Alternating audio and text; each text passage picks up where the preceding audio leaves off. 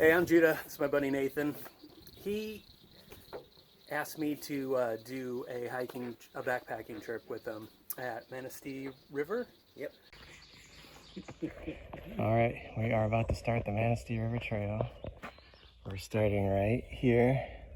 We're gonna cross the bridge. We're gonna come down here and camp somewhere here tonight. And we're gonna come down and cross here, camp somewhere here, and we'll see how far we get. And we're coming back, our car is here at the Seton Creek Campground. 23-mile loop. Now, what kind of is funny is that I have a cousin, AJ, who has asked me several times to go do backpacking trips with him. And I always kind of was like, oh yeah, sure, let me know. And I always flaked out on him. One of the places that he wanted me to go was Manistee. And like I said, I flaked out. No, it was my first time ever backpacking. Yeah, mine too. Manistee is up in Michigan. Mm-hmm. How? Is this the thumb? Am I doing it right? Oh, Mitch. Okay, the mitten. Is that Gotcha. right? I don't know if I'm doing it right for Yeah, camera. I mean, from here it looks correct. Looks. Yeah. Nah, that's it. Are you sure? Yeah, it was this way. Because here's the thumb. This looks better. So Okay. it's about here-ish. Manistee River in this neck of the woods. That's pretty far up there. Yeah. There's about a 3-hour drive, I think, to get to it. It's a national forest. Yeah. Camped one night just in some like $10 camp spot, and then we got up the next morning. Kind of like a car camping. Yeah. To start. I went very light on the food. So light. I was concerned. I thought Judah was going to starve to death, but before he starved to death, he was going to die of thirst because he didn't bring enough water. I made it. I'm not dead. Still here. Yeah. It's a well-known fact for people who do this that one side is like very picturesque and the other side is just kind of like a drag. It's like a slog, or I don't know the right word, but yeah, the boy, I think it was the North Country Trail. There we go. Yep. I think on the longer side of the loop is where we started, and I think that was a strong 10, 12 miles. It would have had to have been. But yeah, the first day was It was a challenge. a struggle. Yeah. In my head, I was like, we're getting this whole freaking side done today. Yeah, we're doing it. Yeah. I was like, we're doing it. not going to settle for anything less than getting that done. Oh, the other thing about that side is there was no water. There's no potable. That's right. Potable water. So you're just bringing whatever you got. We really we discussed several times the best route to take based off of how much water we wanted to carry with us and when we could refill, just to keep the weight down with what we had to carry. And I want to say, my backpack, you went super light. Yeah. I went way too heavy. Mine was, I don't know how many pounds my backpack was, but I had to be 50 or something. I got mine down to 35, but his was way heavier. Crazy heavy, way too much. I didn't discuss with him that I wanted to get that side done, but at some point we obviously had to talk about it, and we did it. We got the whole thing done. Makes sense. We're like, we'll just make it to these campsites and then we'll It finish.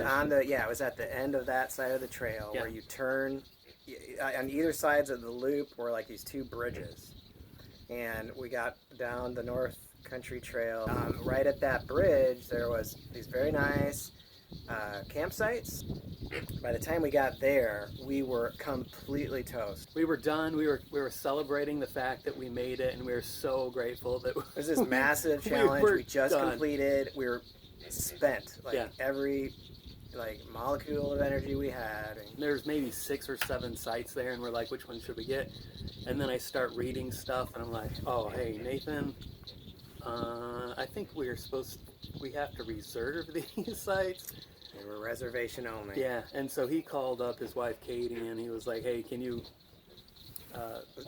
see if we're you can... dying here. Can you please reserve book one of these a for site us? for us? And she's like, oh my gosh, sure. So she tries, but they were all taken. But which didn't make sense. There was hardly anybody there. There was like maybe one person there, and nobody else was set up, and we were just like, oh, where are the people? Yeah. pretend. Can't we just, this guy that's already set up, can't we just like beg him to let us set up our tent behind him? Yeah. I was serious. Share. I was just so... It was that. I was so done. Yeah. But be it End that of the road. the trail was not done with us. No. So then we had to keep going on until we could find... At that point, you just feel like you're on death row. It was. Marching It was, to the gallows. it was very Oh my heartbreaking to know that we had to keep going. Uphill. The last part was uphill. It was. I mean, we walked a good amount another time. I don't know, maybe another 20 minutes. I don't know. But we reached our end. It was at least a mile. And in me, because I'm like a rule follower, I was like, we have to make it to a designated spot. Yeah. But at the same time, I was so tired, and Nathan was just kind of like, no, this spot looks good. This looks good. And he just started setting up and like the rule I think follower. it was a site. I don't think it was because of the rules about you can't. It has to be like 20 feet away from we the definitely trail. weren't 20 And feet we were from the like trail. right on the freaking Like trail, 2 feet from the trail. like practically walking through our tents. Yeah, you could hear them. Yeah, it sounded like you're walking through your tent. You know, we get up, we pack and everything. This was the first time then that I had pooped in the forest. Yeah, I think mine too. Yeah, And so that was fun. it was interesting. I climbed up another hill, found other people's poop spots. I want to add too. There's bears. There's bears out there. Yeah, There's there's always the sense of there could be a bear on this corner. So we started the next day. The next day was gorgeous. Yeah. That was the money spot for real. Like that's when the trail got good. Just beautiful. And there's no roads, no residential, nothing. Like it's just woods and river. Remember correctly that this is when your knee started hurting? Yeah, at this point, because it does get really hilly, at this point my knees are like, oh no, we're done. Is when he really started wishing he had And then those poles. Those poles. trekking And so poles. I just went into the woods and I grabbed a couple sturdy sticks and used those. We got to a portion that was almost level with the river, and I remember kind of turning to see because there was an opening, and I got a nice gander with some butt cheeks. Yeah. Yeah, this, Pretty much skinny dipping. yeah, Yeah. which was kind of funny to me. And then of course, the jerk side of me really wanted to grab those people's clothes. And just keep going. Yeah. Well, I wouldn't have like taken them, but I wanted to move them somewhere Right. to Make at them least, work. yeah, for make them it. panic at least Yeah, a little at bit. least a little bit. I didn't do it. He wanted to. Yeah. We found our second campsite, which was We were really like praying at that point because on this side of the river, you're going along and there's all these just magnificent sites. We were passing all these different beautiful sites and we're like, I mean, they're all occupied, of course. And then you're like, oh man, Lord, please, let us get one like this. Then we'd find one that was empty, but like the spot was kind of like, Nah, and yeah. we were like, okay, let's just keep walking in hope. We get one like that. Yeah, hope Last the one or next whatever. one is open. Yeah. So it's like a gamble because it's It like, is. then if you go and it's not open, then guess what? You're forced to keep walking. Yeah. And him with his knee, my knee ended up hurting on our very last day, but I was still good at this point. But I tried to get you to use my poles. See, And he used it for a minute, and he's like, "Yeah, this does help, like with your one knee." And then some like girls hiked by, and we saw them coming, or they passed, and you're like, "Here, take your weakness stick." I don't remember that, but that kind You of did. sounds like something I would say, at least. Weakness sticks. I'm always trying to uplift people. You know? Yeah, make them feel good. Your weakness. Okay, now I do remember the heat because. Gosh. Okay, so he, like we talked about, he brought a lot of stuff, and he brought stuff to make a campfire. It was so effing hot. Yeah. I was like, And what are we he's doing this talking for? to me about making a fire. So I had picked a spot that I decided that I wanted to put my tent, and I looked up just to make sure that there was no branches that would come down. Widowmakers. Yeah, and like crush me at any point. And so then I picked my spot, and I haven't set up my tent yet. Then he starts talking about making a fire, and this fire pit is near where I want to set up my tent. Right. And in my head, I'm just like, F no. I'm thinking, you cannot be effing serious. Oh, he was serious. Oh, yes, I was. And he made this campfire. Yes, I did. And it inside, I was so pissed off. And so I like had to find a new spot. And our tents were like forever far away from Oh my each gosh, other. like 30 feet. We were so far apart. Yeah. And I wasn't like, I'm gonna just be as far away as possible. It was so effing hot, guys. Yeah. I don't even know what to tell you. And I didn't want to be anywhere near that fire. Right. It was just how it happened. And there, we should preface too, at this point, we had to use the bear bags. Oh yeah, Right? we hung our food up. We in had the to tree. hang, so we had, I don't know how many feet away, 100, 200 feet away from our campsite, even further away from the trail, and found like a suitable tree to throw the rope over and pulled our food up to store our food, because there's bears, Mhm. you know, they really push that make sure you keep your food away from your campsite and hang it up, whatever you do. So, Nathan gave me this on that trip. This is a whistle.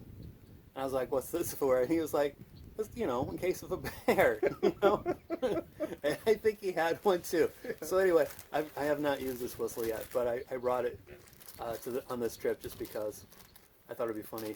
So I'm going to share some things that I have not shared with Nathan yet. So this will be his first in hearing this personal thought of mine. Then I get woken up by Nathan, and he's like, I don't even remember. He was hearing something, and he was concerned. Do you want to hear my side of the story? Yeah, just Okay. give your side of the story. Then you share your I revelation. will. So it's the middle of the night. We are in the wilderness. There's bears. I think another factor. There are bears. Another factor that played into my paranoia here was the fact that I think I accidentally left some granola bars or something in my did. You tent. had a Cliff Bar. And I was like, and this is after, of course, we've gone through all the trouble to hang this bear pack up. You're not pulling that down to put a granola bar. I'm like, I'll be fine. So to sleep we go. In the middle of the night, I get woken up, and I hear something like, I guess incrementally closer and closer, like circling my tent or near it, and it was grunting. It was like this.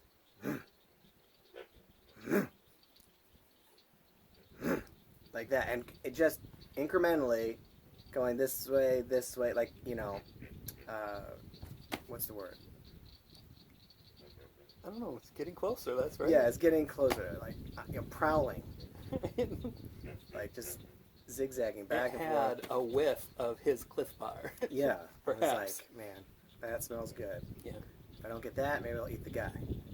And A win-win situation. win-win for the bear. So I'm like, that is and it was obviously it was a deep, grunt. It was a larger animal, and I was like, I was running through in my head like one of those old Rolodex. Yeah, like, he's just of a list of animals that could populate this neck of the woods, and I was coming up blank with anything other than a bear. Like this is a bear, and it's circling and getting closer. And finally, I'm like, I can lay here in the tent and get pounced on, or I can get up and fight like a man. Granted, a paranoid man. Fight like a man. Or a Who was third scared to option, death. I can go get Judah and push him into the bear and run. So I went with that plan C, whatever that is.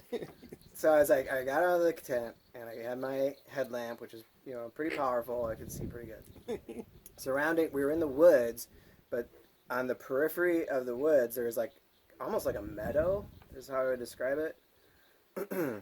And that's where the sound was coming from. Like, it was high brush, easily conceal a bear, whatever it was. And it was, I don't know, maybe 20 feet away, but getting closer every now and then, grunting. So finally, I couldn't see it. So finally, I'm like, okay, my next thought is safety in numbers. So let's go get Judah, Yeah. who's about 100 feet away. As far, oh, it was more so like I had a premonition. That's why I was so far away. I was like, this retard's going to keep that clip bar. I'm going to be as far away as possible. So should I take over, I guess? Yeah, so now I get right up to your tent. And I'm like, Judah. Yeah, Judah. Yeah, exactly. Are you awake? Yep. In a very deadpan, yeah, I am now. Yeah, and so he's, his flashlight is like going through my tent, and I'm being blinded in there. And well, I had to make sure you weren't the bear. Yeah, like, at this point, the bear killed and ate you. Exactly. It know, could have been a trick. Sleeping, the whole taking a nap after eating you Yeah. in your tent. So he explained that whole story he gave you.